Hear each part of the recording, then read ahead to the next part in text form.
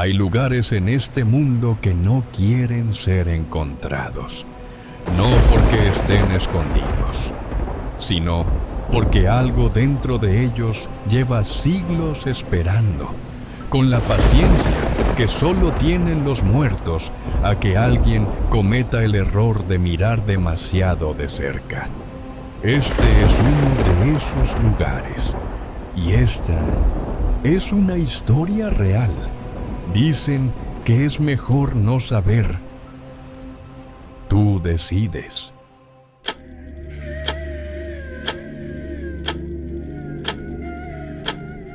El frío de enero en los valles centrales de Oaxaca no se parece a ningún otro frío.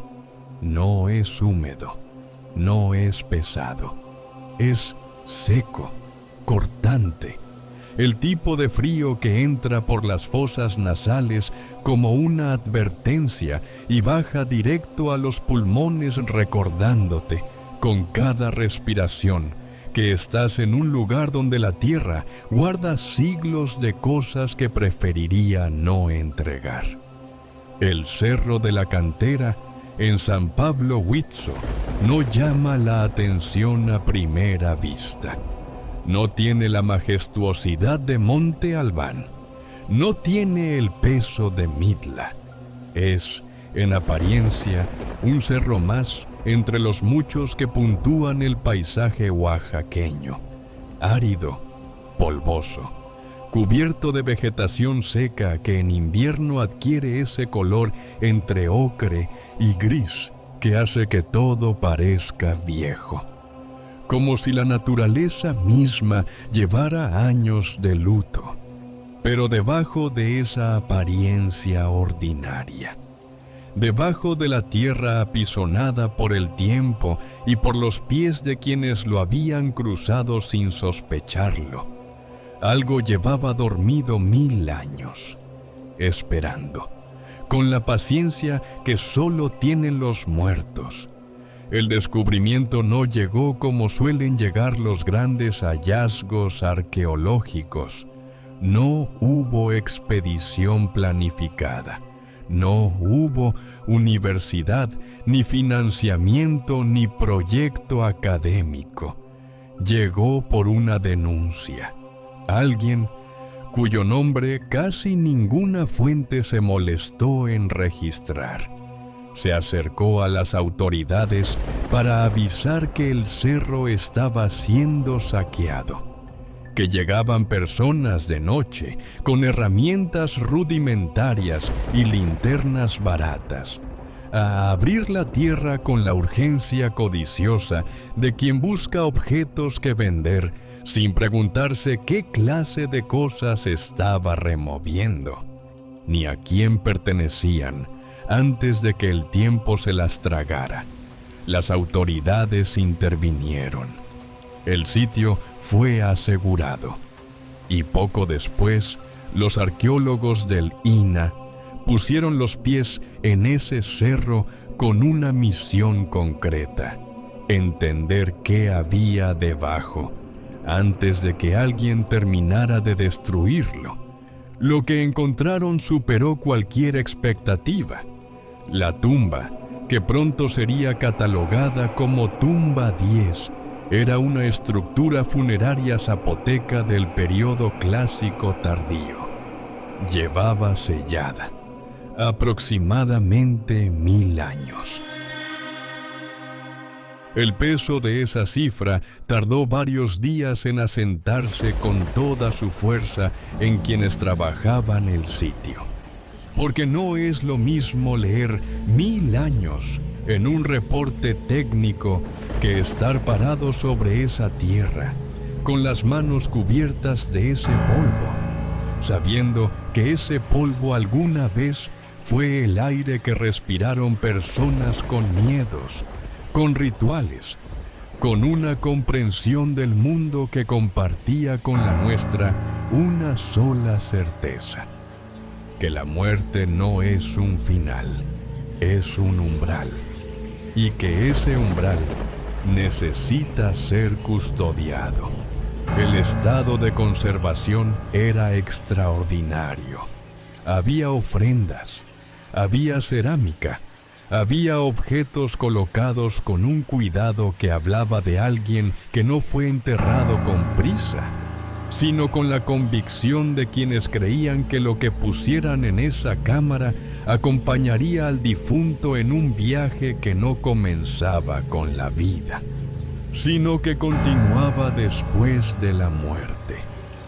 Pero lo que detuvo a todos, lo que hizo que incluso los profesionales más pragmáticos del equipo se quedaran un momento en silencio antes de continuar, estaba en la entrada de la tumba.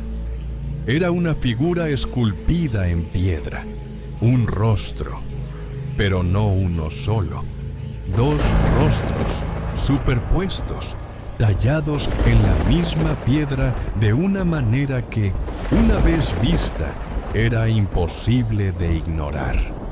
En la parte superior, un búho, los ojos grandes y fijos, el pico ligeramente marcado, esa mirada que los búhos tienen y que los seres humanos llevamos siglos sin poder descifrar. Si es vigilancia, si es advertencia, si simplemente es la expresión de algo que lleva demasiado tiempo observando como para necesitar explicar su presencia. Y debajo del búho, integrado en la misma piedra como si uno naciera del otro, un rostro humano, el muerto, con el mensajero de la muerte posado sobre su frente como una corona que nadie eligió, pero que tampoco podía rechazarse. Para entender lo que estaba ocurriendo en ese cerro, hay que entender algo que la mayoría de nosotros nunca aprendió. En la cosmovisión zapoteca, el búho no es el símbolo de sabiduría que los griegos popularizaron. No es el mal presagio genérico que el cine de terror ha repetido hasta vaciarlo de significado. Es algo mucho más antiguo, mucho más específico. Es el mensajero, el ser que conoce los dos lados del umbral porque tiene permiso para cruzarlo en ambas direcciones. Cuando un búho aparece cerca de una casa, la tradición zapoteca no dice que algo malo podría pasar. Dice algo concreto. Dice que alguien va a morir, no como amenaza, como anuncio. El búho no trae la muerte consigo, simplemente sabe que está llegando y vuela hacia donde ocurrirá porque su papel es estar presente en ese tránsito, como un guía que conoce el camino porque lo ha recorrido innumerables veces. Esa figura en la entrada de la tumba entonces no era decoración, era una declaración. Era la tumba diciéndole al mundo: lo que hay aquí adentro cruzó bajo la supervisión del mensajero, y ese mensajero sigue aquí, esculpido en piedra, con los ojos abiertos, mirando hacia afuera, esperando. Las primeras noches de trabajo transcurrieron con la normalidad tensa que acompaña siempre a los hallazgos importantes. El peso de no cometer errores. La presión de documentar cada detalle antes de mover cualquier objeto. El silencio profesional de personas que saben que están tocando algo irreemplazable. Pero fue en la tercera noche, cuando el sitio ya tenía generadores encendidos y el equipo había establecido su rutina, cuando alguien levantó la vista casi por accidente y lo vio. Una forma oscura, silenciosa, moviéndose en círculos lentos sobre la zona exacta donde estaba la tumba. no sobre el cerro en general, no sobre el área amplia del sitio, sobre la tumba 10, con una precisión que no tenía ninguna explicación ornitológica obvia. Un búho grande, de vuelo pausado, sobrevolando el lugar con esa quietud que tienen los búhos en movimiento. Esas criaturas que parecen violar alguna ley básica de la física al ser tan grandes y desplazarse con tan poco ruido. Aquella noche nadie dijo nada. Era tarde. Todos estaban cansados. Un búho en una zona semirural de Oaxaca no era, en principio, algo extraordinario.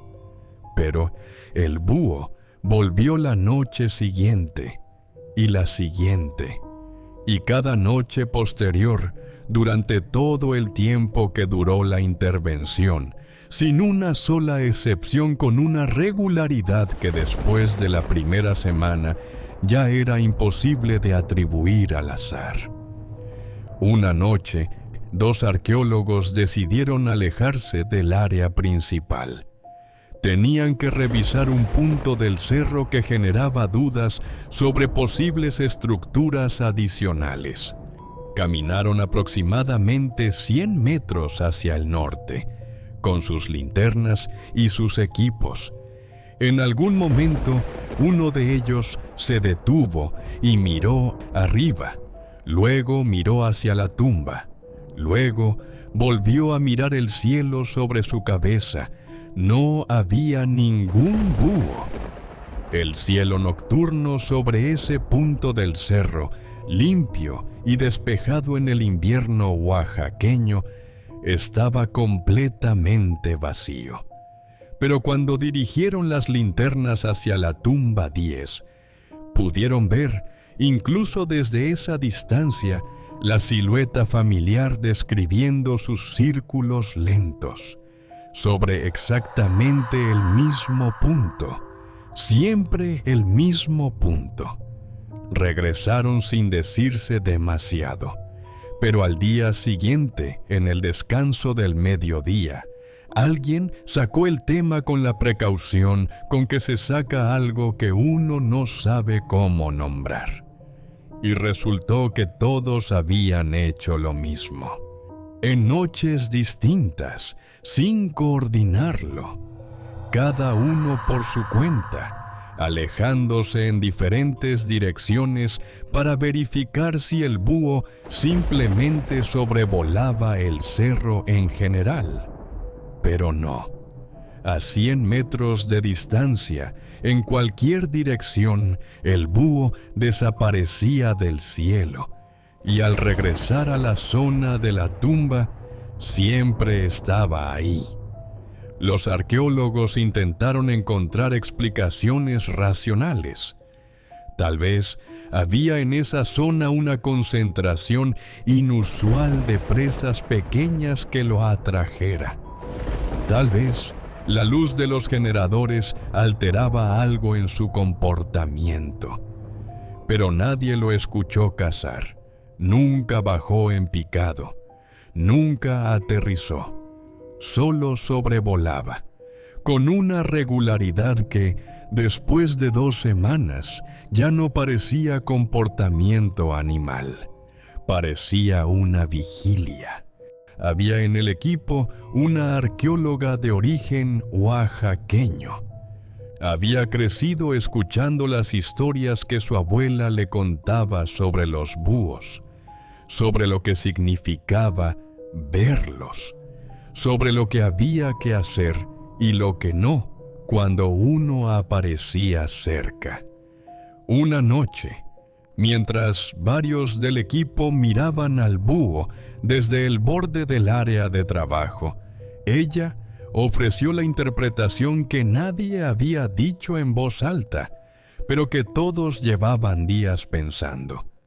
Dijo que no creía que aquello fuera algo malo, que en la tradición que ella conocía, el búho que vigila no es el mismo que el búho que anuncia, que el mensajero, cuando ya ha cumplido su función de llevar a alguien al otro lado, a veces regresa al lugar donde ocurrió ese cruce, no para traer más muerte, sino para custodiar el equilibrio, para asegurarse de que nadie altere lo que fue sellado con una razón.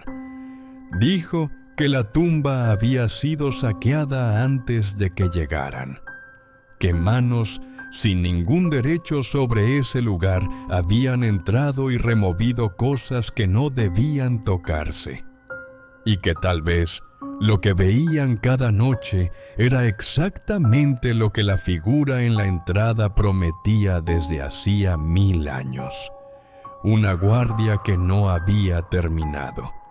Nadie respondió con escepticismo, no porque todos lo creyeran en sentido literal, sino porque había algo en la forma en que lo dijo, tranquila, sin dramatismo, con la seguridad de quien no especula sino recuerda, que hacía que cualquier réplica racional sonara, en ese lugar y en ese momento, como una forma de no entender algo que estaba ocurriendo frente a sus ojos. La última noche que el equipo pasó en el sitio, varios de ellos se quedaron un rato más del necesario. Solo mirando el cielo, el búho estaba ahí, como siempre, describiendo sus círculos sobre la tumba 10 con esa paciencia que ya nadie en el equipo intentaba explicar. Indiferente a las linternas, indiferente a las personas que lo observaban desde abajo, indiferente al tiempo, exactamente como la figura esculpida en la entrada de esa cámara.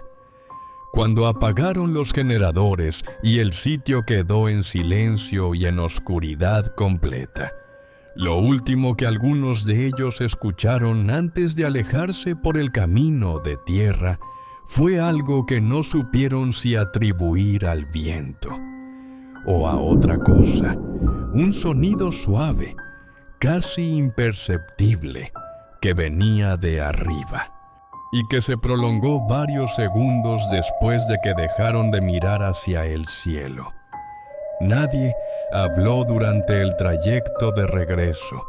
El camino de tierra que bajaba del cerro era estrecho, lleno de piedras sueltas que obligaban a ir despacio, a mirar dónde se ponía el pie. Pero al menos 2 miembros del equipo reconocieron después, en conversaciones separadas, sin haberse puesto de acuerdo, que durante ese descenso sintieron algo que no sabían cómo describir. La sensación de que algo los seguía, no detrás de ellos, no a los lados, sino arriba, como si el aire sobre sus cabezas tuviera un peso que normalmente no tiene, como si el cielo nocturno de ese cerro coespecífico fuera más denso que el de cualquier otro lugar en el que hubieran estado. Uno de ellos llevaba más de 20 años trabajando en sitios arqueológicos a lo largo y ancho del país. Había pasado noches en tumbas de Monte Albán, en criptas coloniales, en sitios donde la muerte acumulada de siglos debería haberse convertido en rutina para alguien con su trayectoria. Esa noche dijo algo que quienes lo escucharon no olvidaron con facilidad. Lo dijo sin dramatismo, sin bajar la voz. Dijo que era la primera vez en toda su carrera que al alejarse de un sitio arqueológico tenía la impresión clara, casi física, de que el sitio no lo estaba dejando ir del todo, como si una parte pequeña de él se quedara atrás, retenida por algo que no tenía nombre en ningún idioma que él supiera hablar. 2 semanas después de que el equipo abandonó el cerro, Uno de los investigadores recibió un mensaje de la arqueóloga oaxaqueña. Era pasada la medianoche. El mensaje no tenía introducción, no tenía contexto.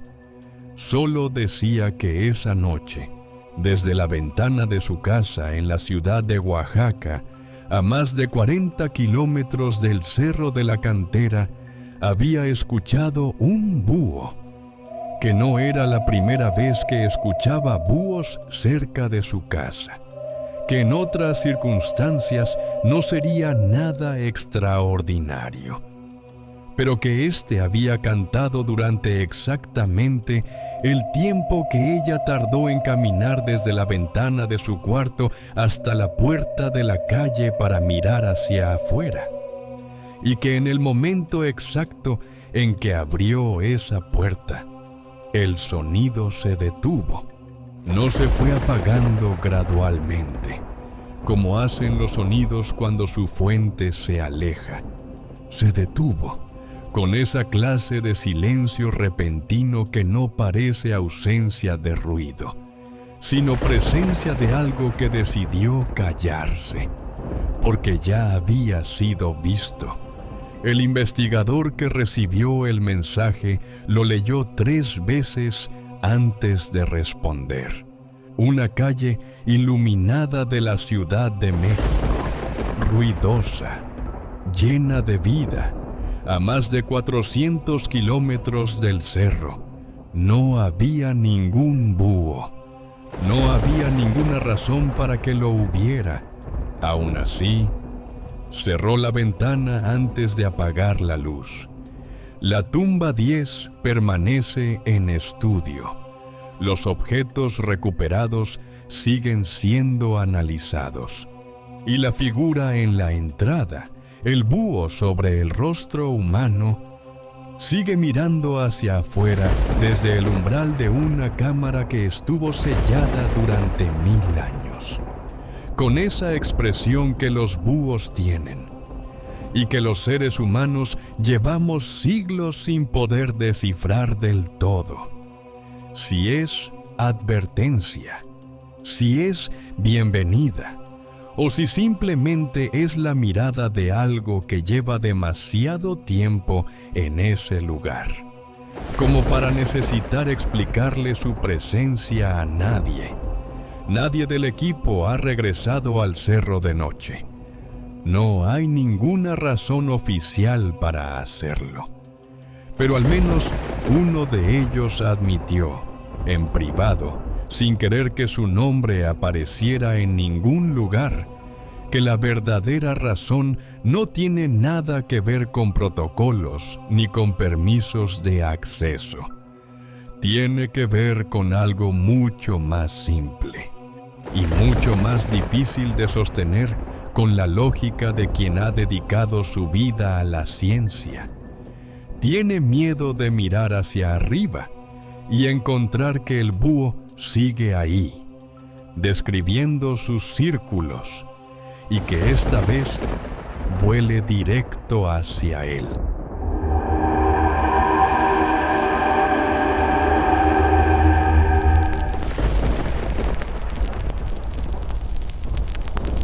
Suscríbete, activa la campana y recuerda, no apagues la luz.